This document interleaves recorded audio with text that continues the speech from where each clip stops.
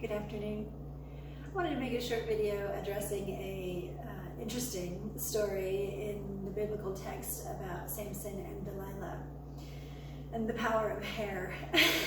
I am not extensively versed in the Christian text. However, I am ever so briefly versed in just about all of them. And that story came about, and I thought it was rather funny on one account, and then interesting on another, in that your hair holds energy. We are energy beings, so everything about us holds energy. Our clothing, our hair, our bodies, our skin. And so it's important to keep clean. Now, if you know, when you've gone into like a smoky room, then you kind of smell your hair and it smells like smoke, and it's just disgusting. Well, if you were to wrap it up, it would not smell like smoke so extensively, but what that is just showing is that our fabrics, our hair holds energy and within our environment. So the story about Samson and Delilah is that she was envious and greedy for his power, and so she cut his hair, and he lost his power. But his faith in God restored his power, and that's the basic gist of the story. There's a little bit more to it, but that's it. So when you awaken Kundalini and you're doing the soul journey, one of the things that you experience is the ego and the superego, but I kind of lump them together, but they are separate. And they have influence in all of your life. It is represented as your parents initially in your life, but it's also represented as your entire environment. And it's not that it is your ego specifically, it's that it is the ego environment that you have been placed in to teach you the necessary teachings of your soul. So although it's your ego, it's not you specifically. So anyway, one of the things about the ego is that some of aspects of the ego, some people, which the ego is represented as people, some of them are wonderful. Just, it's like your favorite grandma or your best friend, and you're inseparable, and some of them are absolutely great, but there's some of them that are not.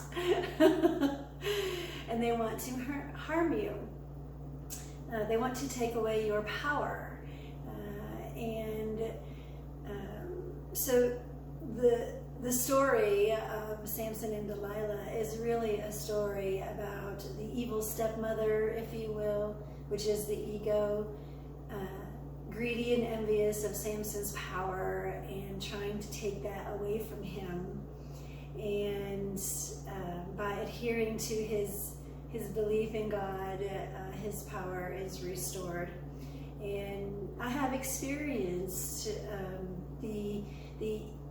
a couple of aspects of the ego that want to do harm because they are envious and greedy for the goodness that I receive from God.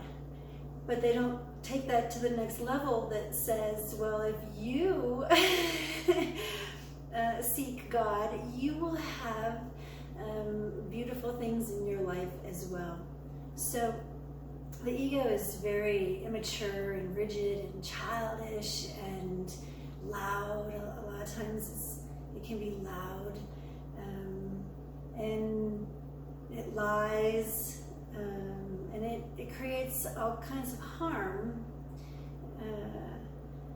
in your natural world. And we've seen it, when you've seen like a TV personality and you're just like, oh my gosh, they have such a big ego. Well, we all have an ego, but it's supposed to be balanced. It was actually originally invented to help guide you, but some of them want full control. They want full power, full control over you. And it's like, why are you so interested in my life? Why don't you just live your own life? It's just not designed that way. But they are punished for being harmful to you and anyone else in life. So the power of hair.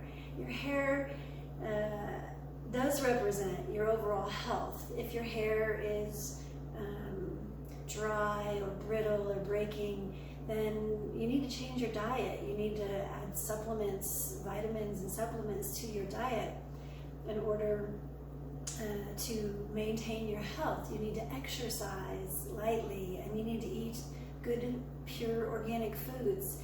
And so your hair will represent your overall vitality, your overall health, but your power, all power comes from God. It does not come from your hair. So another aspect of the journey is doing battle with the big bad ego, and you will win, you will overcome it, and it is punished for its wrongdoing.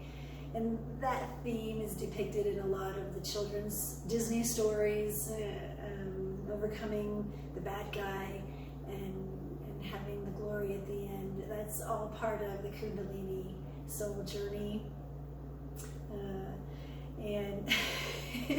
And so almost all of the ancient stories across the globe are really all talking about the Kundalini awakened person and your beautiful spirit id trying to return to God and your own beautiful power and divinity, and having to do battle with the jealous, evil ego and super ego of creation. So anyway, I hope that helps clarify that story just a little bit, and have a beautiful afternoon.